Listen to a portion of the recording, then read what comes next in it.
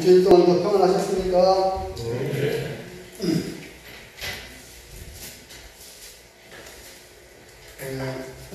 계속해서 요한계시록 16장 말씀을 함께 보시겠습니다. 요한계시록 16장 17절 말씀부터 함께 보시겠습니다.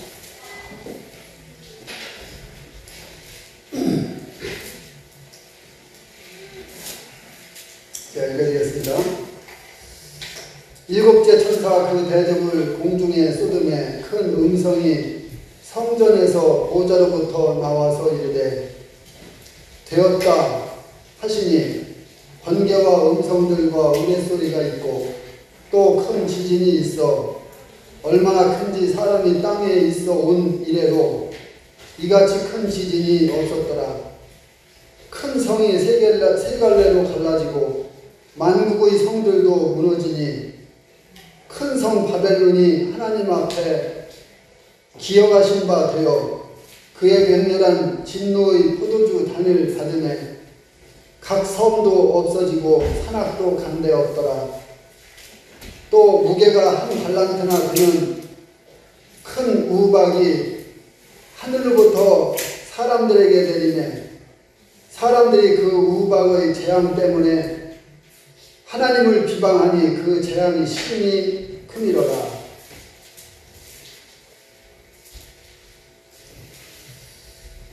오늘은 일곱 대접 심판에서 이제 마지막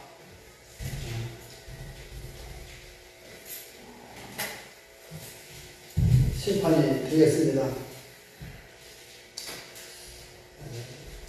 우리가 지난번에 살펴본 대로 첫째 대접은 땅에 쏟아졌습니다.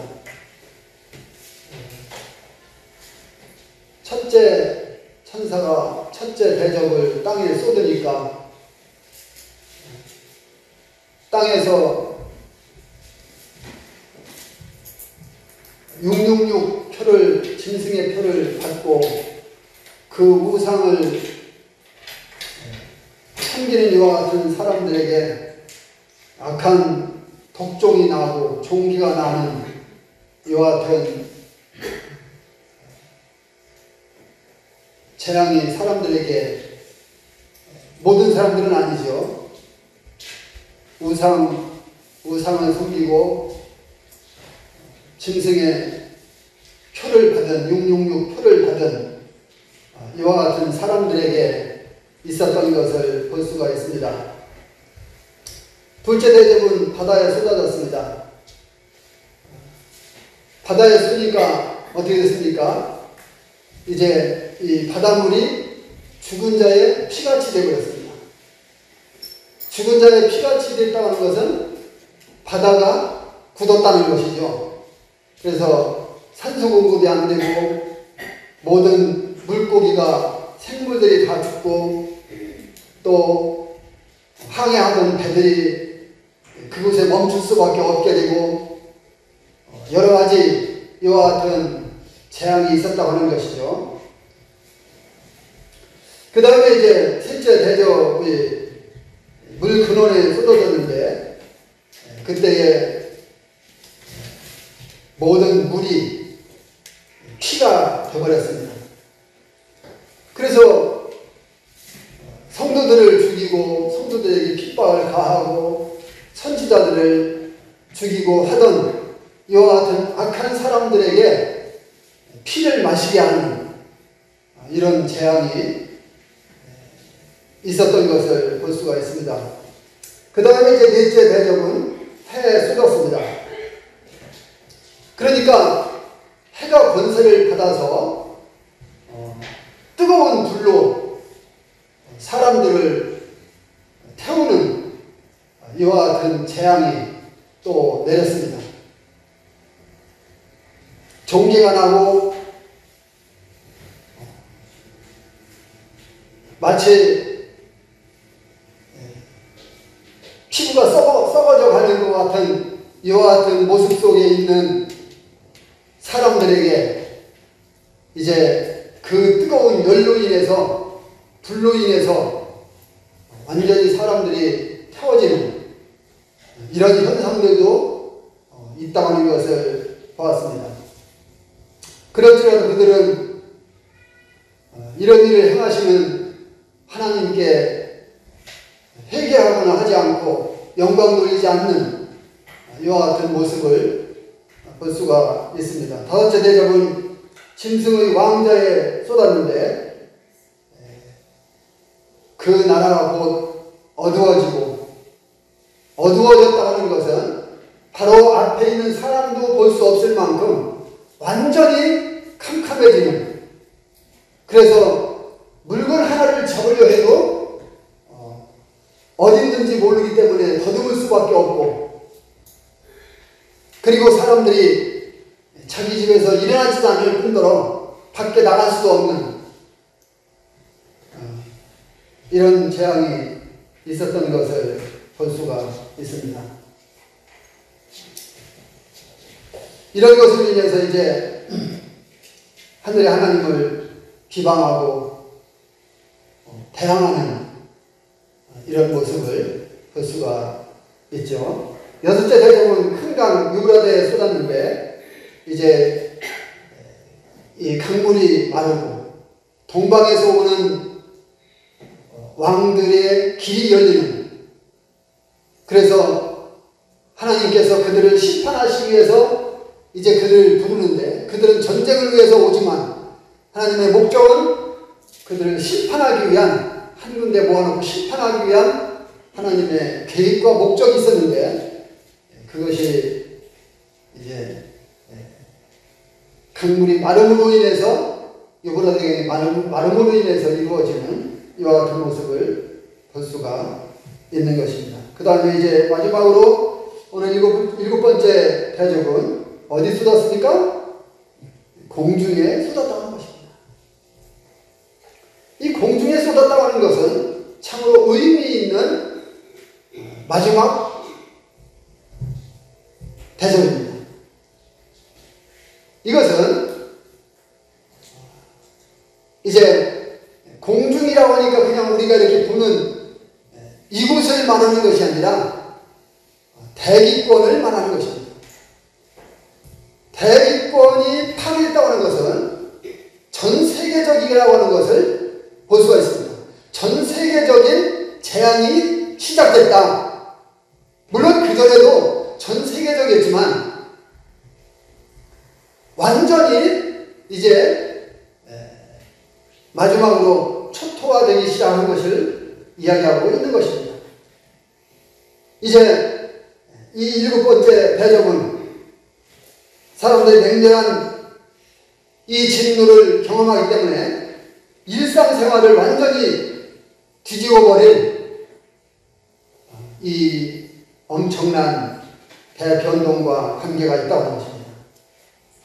그리고 이 마지막 심판은 권능과 영광 중에 다시 오실 우리 주 예수 그리스도, 그분께서 곧 오실 때가 임박했다 하는 것을 이야기하는 것입니다.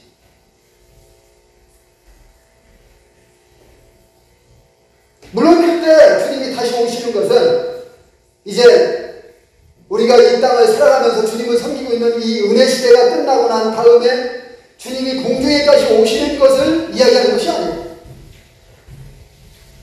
그 시대는 이미 지나가 버렸어요.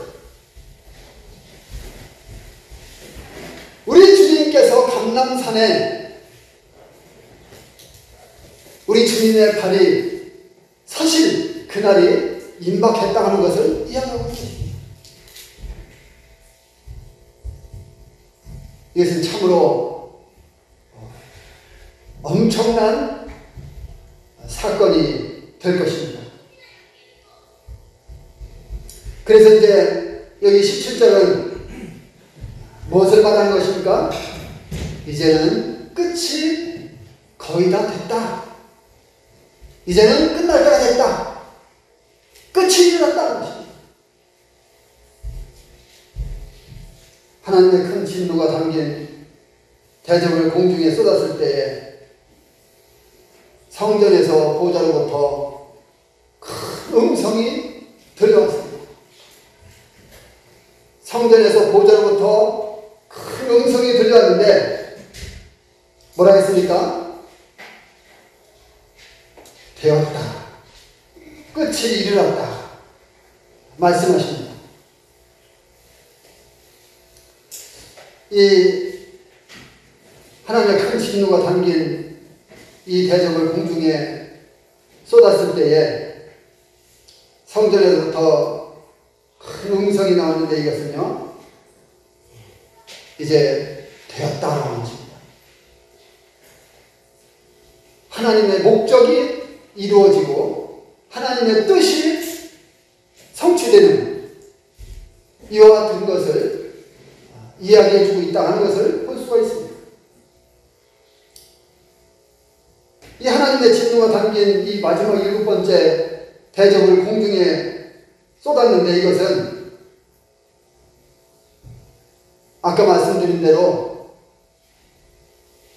우리가 살고 있는, 우리가 보여지는 이 공중이 아니라 대기권을 이야기하고 있는 것입니다. 이 대기권의 마지막 7번째 대접을 쏟았다고 하는 것, 이것은 이제는 하나님의 무서운 심판이 그동안에도 전 세계적이었지만, 왜냐하면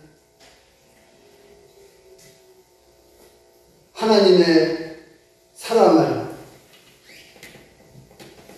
예수 그리스도를 통해서 나타내 보이고, 그리고 하나님께로 돌아오도록 기회를 주고, 또 많은 전도자들을 보내고 선지자들을 보내고, 그러면서 하나님은 계속해서 메시지를 수없이 많은 사람들에게 증거했지만 그것을 받아들이지 않고 그것을 배척한 이와 같은 사람들이 세상 곳곳에 심겨져 있었기 때문에 하나님의 심판은 전 세계적일 수밖에 없었다고 하는 것입니다.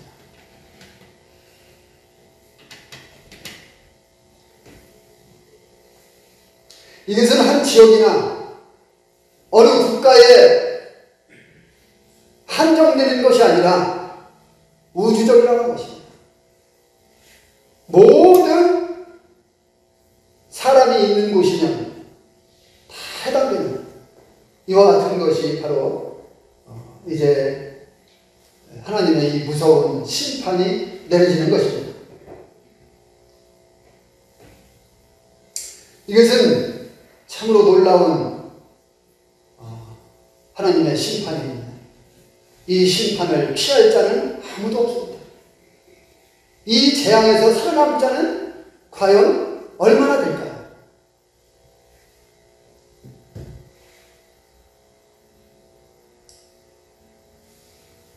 이 7번째 대접이 쏟아지는 것은 하늘 성전으로부터 나오는 큰 음성이 있습니다. 이것은 계시록 11장 19절에 7째 천사가 나팔을 불매 하늘에 있는 하나님의 성전이 열렸다, 이렇게 말씀하고 있는데 거기에 하나님의 성전이 나옵니다.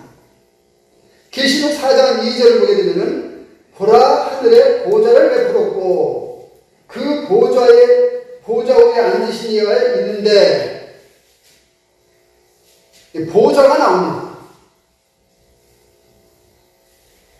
11장에서 성전이 나오고 4장에서 보좌가 나오는 것을 볼 수가 있습니다. 그런데 이 보좌는 이제 계시록 16장 17절에 큰 음성으로 연결되는 것을 볼 수가 있습니다. 이 큰 음성이 누구의 음성입니까? 하나님의 음성이라고 하는 것입니다. 하나님의 음성이 성전으로부터 보좌에 앉으신 그 하나님께로부터 큰 음성이 나왔다고 하는 것입니다. 되었다. 이제는 하나님의 목적과 뜻이 성취되는 마지막 심판.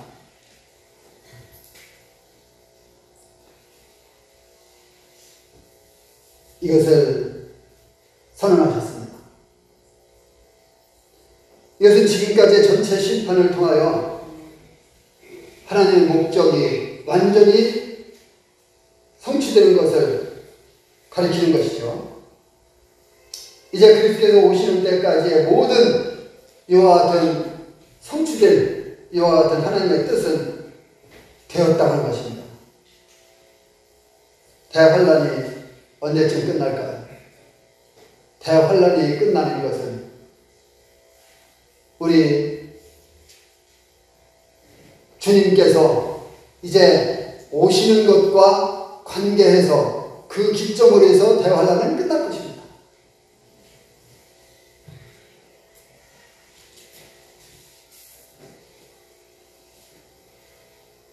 그 안에 있는 이 모든 사람들은 공포 속에 참으로 무섭고 두려움 속에 있게 될 것입니다.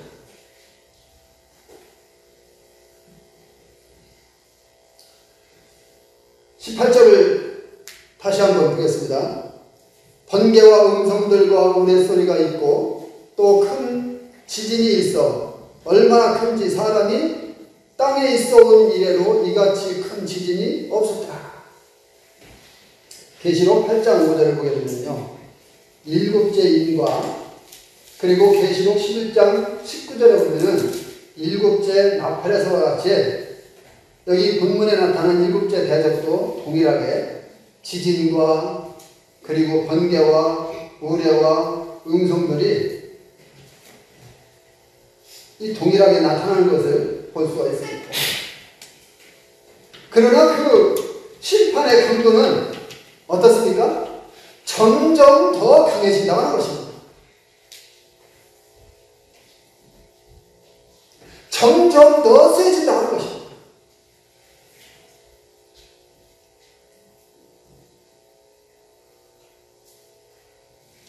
일곱째 인보다는 일곱째 나팔 재앙이 더 세지고 일곱째 나팔보다는 일곱째 대접이 더 강해지는 이와 같은 모습을 볼 수가 있습니다.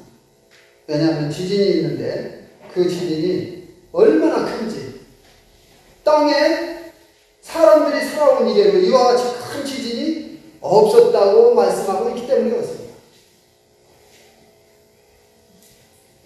그러니까 점점 더 강해지고 세지는 이와 같은 현상들이 나타난다고 하는 것입니다.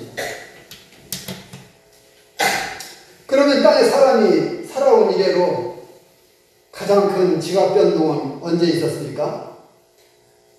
노아 홍수 때였을 것입니다.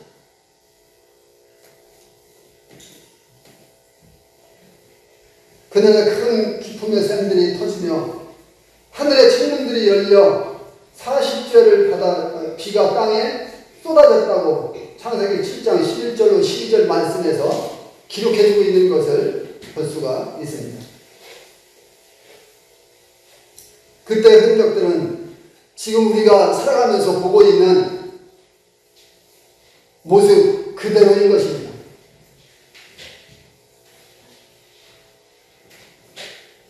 저는 동물의 왕국을 거의 빠지지 않고 보려고 보고 있습니다. 그런데 거기에서 가끔 자주 뭐라고 합니까? 몇십억 년 전에 지층을 이야기하고, 그런데 분명한 것은 태초에 하나님이 천지를 창조하시니라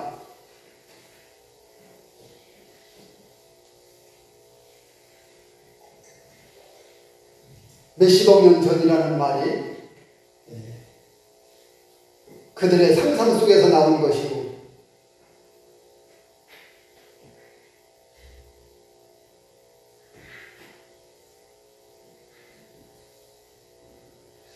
그러나 이제 대환란이 끝날 때쯤 나타나게 될 이 지진은 참으로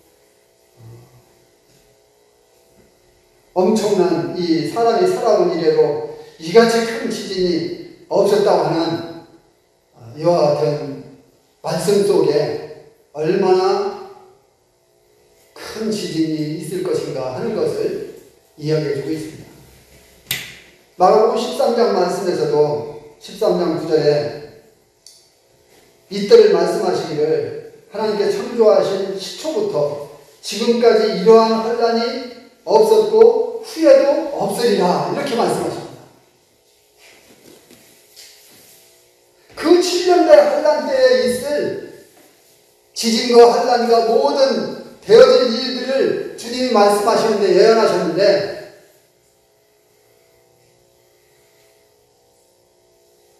시초부터 지금까지 이런 환란이 없을 것이다.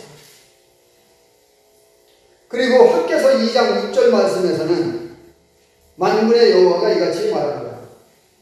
조금 있으면 내가 하늘과 땅과 바다와 육지를 진동시킬 것이요.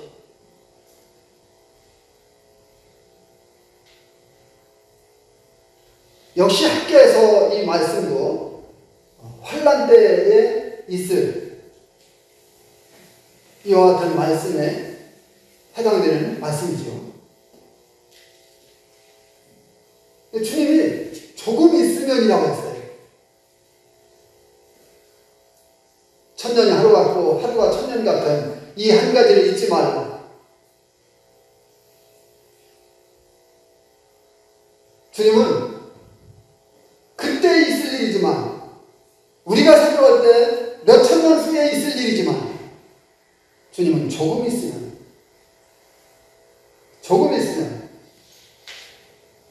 내가 하늘과 땅과 바다와 육지를 진동시킬 것이다. 그리고 이사야서 24장 19절로 20절 보면은 땅이 깨지고 땅이 갈라지고 땅이 흔들리고 땅이 취한 자같이 비틀비틀할 것이다.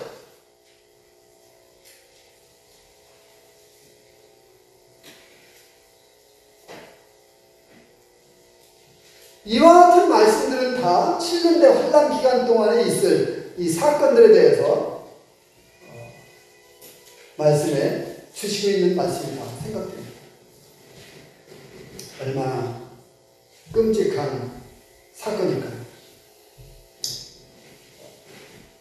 19절 말씀 다시 한번 읽겠습니다. 큰 성이 세 갈래로 갈라지고 만국의 성들도 무너지니 큰 성 바벨론이 하나님 앞에 기어가신 바 되어 그의 맹렬한 진노의 포도주 잔을 받으매.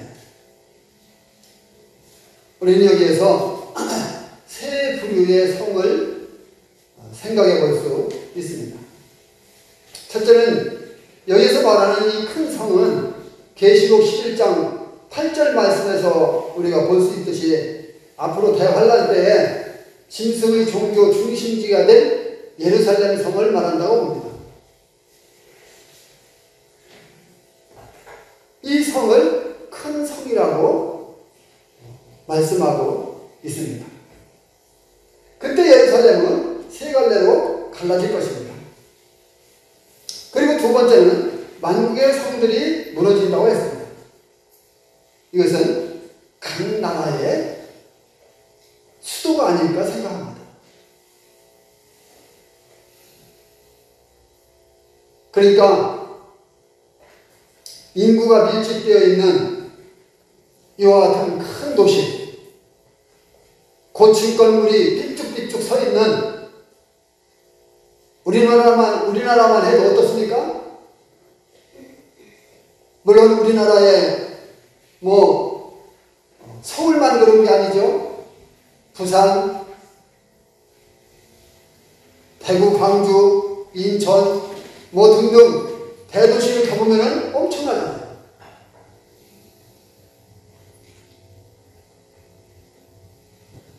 뉴욕, 베이징, 상하이 등등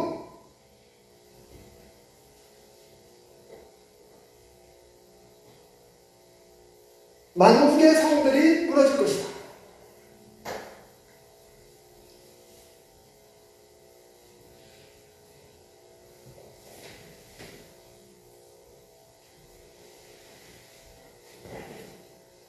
성도님들 옛날에 일본 고베 지진 기억하시죠? 네. 일본 고베 지진 때에 완전히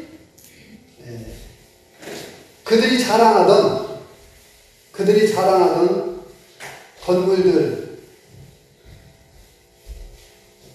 지진 설계가 잘 돼서 무너지지 않을 것이라고 했던 건물들 등등, 그리고 뭡니까? 신칸센 지나가는 철도, 교각 있죠? 그들이 상당히 자랑했던 거예요. 지진이 나도 무너지지 않는다고. 그런데 어떻게 무너졌습니까? 주님이 밑에서 들었어요. 들어보니까 들은 데는 장사가 없잖아요.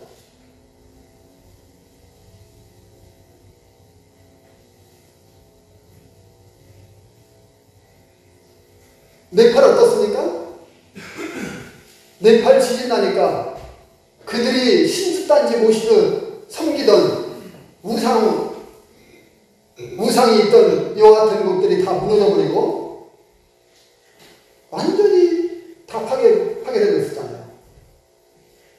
중국 수찬성 등등 여러 이와 같은 나라들을 보게 되면 지진에 의해서 모두 파괴됐던 것을 볼 수가 있습니다.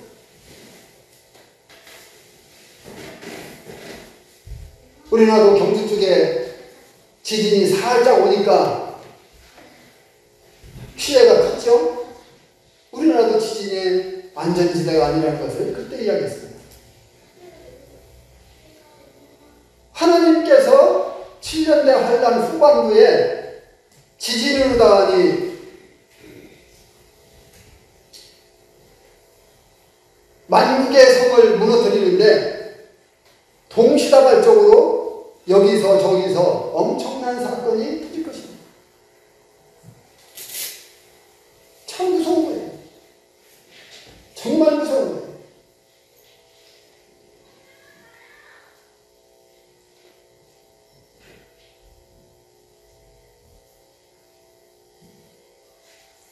이제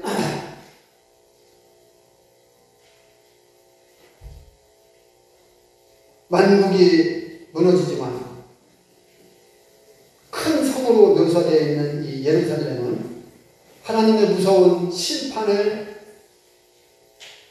견디면서 완전히 사라지지 않고 보존될 것입니다. 예루살렘은 다른 만국의 성들과는 달리 하나님께서 아직 이 성에 대해서 뜻이 있으시고 목적이 있으시고 계획이 있으시기 때문에 보호를 받게 될 것입니다.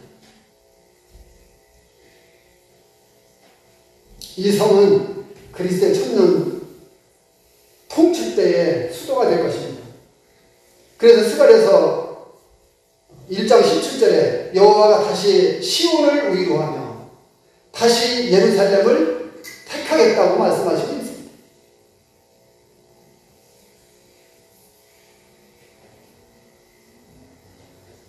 세 번째는요, 큰 성 바벨론입니다.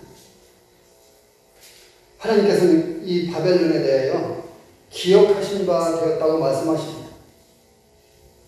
이것은 하나님께서 그동안 그 음란하고 죄가 많고 악한 이 바벨론에 대해서 그동안 잊어버리셨다는 뜻이 아닙니다.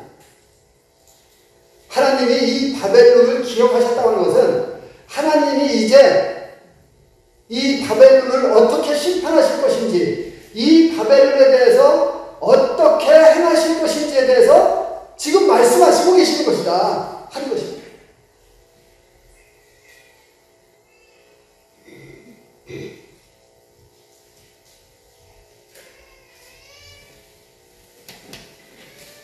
그래서 하나님이 이 바벨론에 대해서 행동을 취하실 때가 됐다 하는 것을 보여주고 있는 것입니다. 이 바벨 성은요, 죄악의 중심지로서 이제 하나님의 맹렬한 진노의 포도주작을 받게 될 것입니다. 무서운 심판을 그들이 받게 됩니다.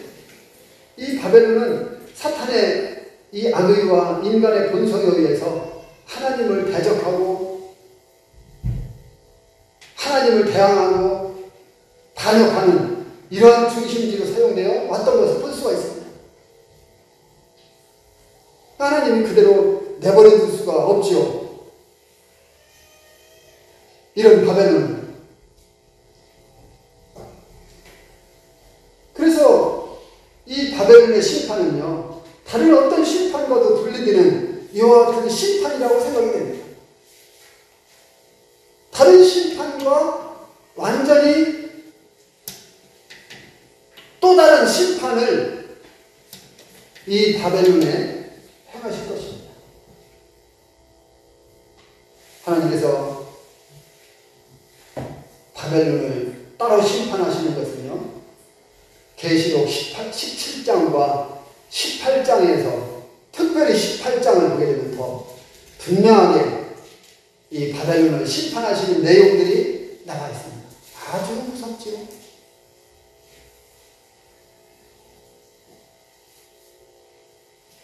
주님 허락하시면 그때 가서 보고요. 하나님께서는 바벨론의 이 우상 숭배와 종교적인 타락을 분명하게 잊지 않으셨습니다. 그들이 행한 죄를 하나님께서 결코 잊지 않으셨습니다. 그래서 맹렬한 진노가 가득히 담긴 이 포도주 잔을 그들은 받아야만 할 것입니다. 20절을 다시 한번 보시겠습니다. 각 섬도 없어지고 산악도 간데 없더라. 각 섬. 자, 이 지구를 보면은 섬이 얼마나 많아요? 그런데 그 각 섬이 다 없어졌대. 왜 없어졌을까요? 지진에 의해서. 지진에 의해서 섬이 그냥 없어져 버린 거예요. 수정돼 버린 거예요.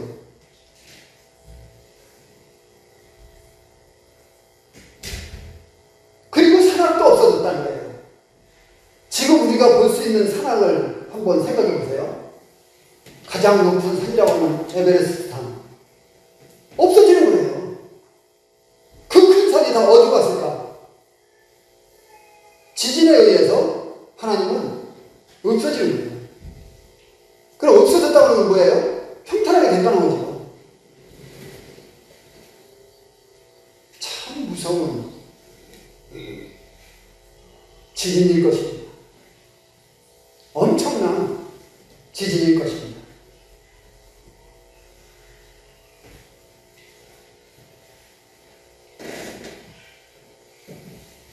계시록 6장 14절 보게 되면은 각 산과 섬이 제자리에서 옮겨졌다고 했고, 그런데 그리스도께서 나타나시기 전 우리 주님이 다시 오시기 전의 이 마지막 심판에서는 없어지고 간데 없더라. 옮겨진 것이 아니라 이제는 없어지고 간데 없더라. 그러니까 지진에 의해서 섬과 산이 완전히 사라져버린 것입니다.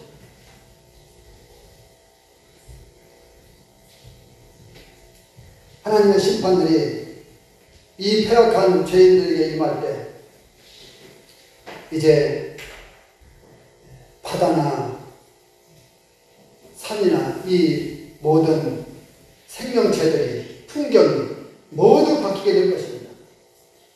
하나님의 이 심판으로 땅에 남아있는 이와 같은 모든 생명체들이 얼마나 생존해 있을까요? 얼마나 붙어 있을까요? 참 무서운 시대가 오는 것입니다. 거의 다 붕괴되고 없어지겠죠. 이 대격변에서 많은 사람들이 또 죽게 될 것입니다. 21절 말씀 보시겠습니다. 무게가 한 달란트나 되는 큰 우박이 하늘로부터 사람들에게 내리매 사람들이 그 우박의 재앙 때문에 하나님을 비방하니 그 재앙이 심히 큼이라라. 엎친 데 덮친 격이라고 하죠. 엎친 데 덮친 격으로 하늘에서는 이제 우박이 내린다.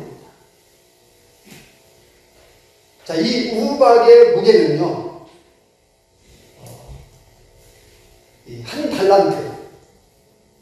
한 달란트를 약 45kg 정도 된다고 해요. 45kg 정도. 그러니까 쌀로 치면은 쌀 80kg 한 가마의 반 정도죠. 옛날에는 80kg였었는데 지금은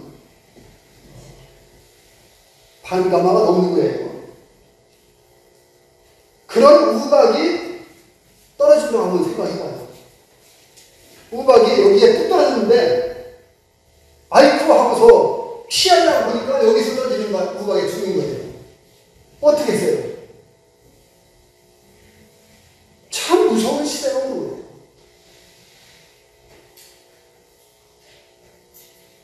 우리는 출애굽기 9장 18절로 26절을 보게 되면은 애굽에 내린 우박으로 말미암아 가축들이 다 죽었잖아요. 하나님께서 모세에게 우박을 내릴 것이다. 그러니까 바로 너는 밖에 있는 가축들, 종들 다 집으로 들어가게 해라. 그런데요, 그동안의 재앙을 경험했기 때문에 바로의 종들 중에는 하나님의 말씀을 두려워하고 자기의 가축들을 끌어들인 사람들이 있었어요. 그런데요, 하나님의 말씀을 두려워하지 않고 무시하고 그대로 내버려 뒀던 사람들은 어떻게 됐습니까? 종들도 가축들도 모든 것이 다 초토화되어 있어요. 모든 것이 다.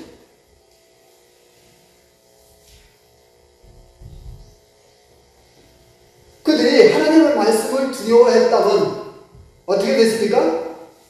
당연히 그 재산을 건졌겠죠. 여기에 나를 비롯해서 우리 성도님들이요, 복음을 들었을 때에 저는 참 이것을 생각하면서 하나님께 감사했어요. 나를 비롯한 성도님들이 복음을 들었을 때에 그 복음 전해주는 사람이 죄인이다, 죄인은 지옥 간다, 지옥의 형벌을 면할 길이 없다, 지옥은 구더기도 죽지 않고 불도 꺼지지 않는다, 그 지옥에 가야 된다. 누가? 죄인인 내가. 그 사실을 듣고 마음의 두려움 가운데 하나님 말씀은 사실이다. 이 두려움으로 그 하나님 말씀을 받아들인 사람들이 바로 예수 그리스도의 십자가의 보혈의 복음을 듣고 구원받았지 않습니까? 그리고 여기 앉아있는 거예요. 말씀을 두려워하고 그 말씀을 받아들인 사람들이 여기 앉아있는 거예요. 감사하게.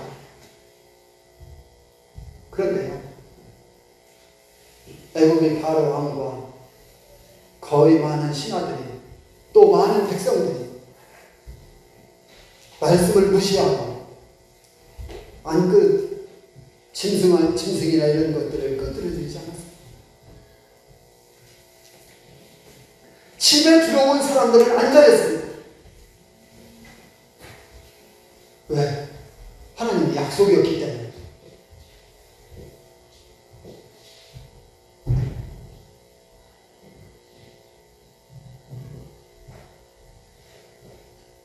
여기 45kg 정도의 한 달란트, 45kg 정도의 우박이 쏟아지는데, 자, 생각해 보세요. 지진으로 다 집들이 망가졌죠? 지진이 날까봐 혹시라도 덜 망가진 집에 사는 사람들은 집에 있을까요? 안 그럴 거예요. 무서워서 집안에 들어갈 수가 없을 거예요. 밖에 나올 거예요. 건물이 없는 곳에 안전하다고 생각할 거예요. 그런데 어떻습니까? 우박이 쏟아져서 그들을 때리는 거예요. 자, 우리가 생각하는 우박은 어때요? 콩알만. 그죠? 우리가 생각하는, 통상적으로 생각하는 우박은 콩알만잖아요. 커봐야 밤알만잖아요. 그런데 7년대 환란 기간 동안에 내려지는 우박은요, 45kg 정도. 한 달입니다.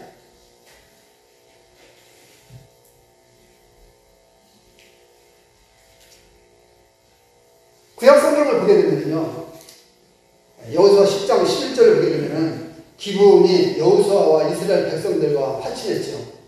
꾀를 써서. 그러고 난 후에 연합군들이 기브온을 치러갑니다. 그런데 이스라엘 백성들도 여호수아와 함께 연합군들을 치러가고 싸웁니다.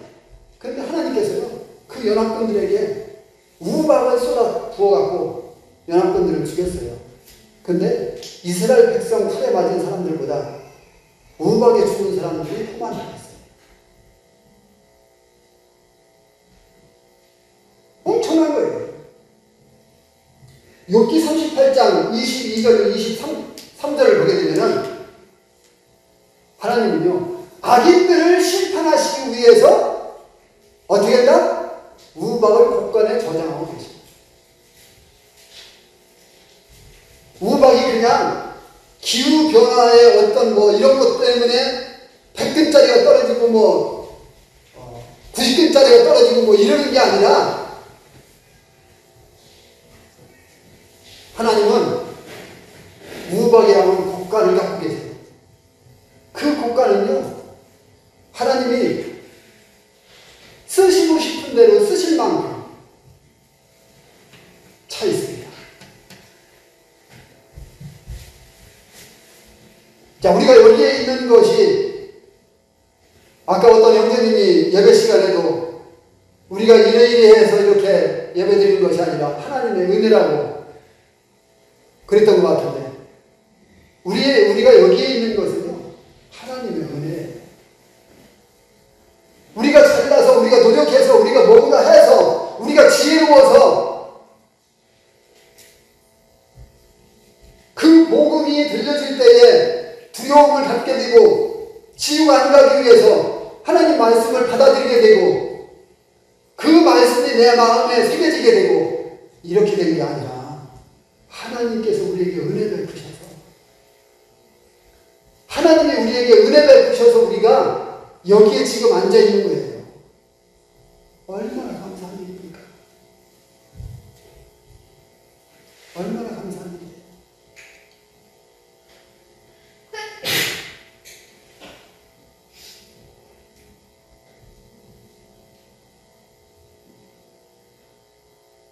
여기 16장 21절의 사람들은요, 2절에 기록된 666 짐승의 표를 받고 그리고 그 우상에게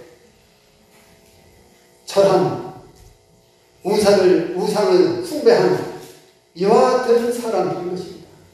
이런 사람들에게 이런 재앙이 쏟아지는 거예요. 참으로 무서운 시대인 것입니다. 그럴지라도 그들이 뉘우치거나 자신들의 어떤 행위와 잘못된 것들에 대해서 하나님을 배척하고 하나님을 대적했던 이와 같은 것들에 대해서 뉘우치거나 회개하는 이와 같은 것은 전혀 찾아볼 수 없고 오히려 하나님을 회방하는, 이것이 무엇을 증명하는 것입니까? 그들이 하나님께 속하지 않고 마귀에게 속했다는 것을 증명하는 거예요. 오늘날도 똑같죠. 하나님 말씀을 받아들이지 않고 하나님 말씀이 그 입에서 나오지 않고 하나님에 대한 경배가 그 마음에서 우러나오지 않는, 그리고 하나님을 향해서 대적하고 배척하는 이와 같은 사람들은요, 그들은 하나님이, 예수 그리스도가 그들에게 없다는 것을 증명하는 거예요. 반대로 하나님 말씀을 받아들이고 하나님 말씀이 그 안에서 나오고 하나님을 경배하고 찬양하고 예배드리는, 그리고 하나님에 대한 이와 같은 놀라운 사건들에 대해서 사람들에게 이야기해주는, 복음을 증거하는 이와 같은 사람들은 뭡니까? 그 마음에 예수 그리스도의 영이 계시어 다른 거예요. 우리가 이 시대에 들어가지 않는다 하는 것, 이것은 온전히 하나님의 은혜인 것입니다. 그래서 더 하나님 앞에 감사할 수밖에 없고, 이 하나님을, 주님이 우리를 데리러 오시든지 우리가 이 땅에서 죽든지 주님 만날 그날까지 우리는 그 주님을 사랑하면서 섬겨나가게 될 것입니다. 하나님의 은혜를 또 한 주간 생각하면서 승리하시는 한 주간 되실 수 있게 되길 바랍니다.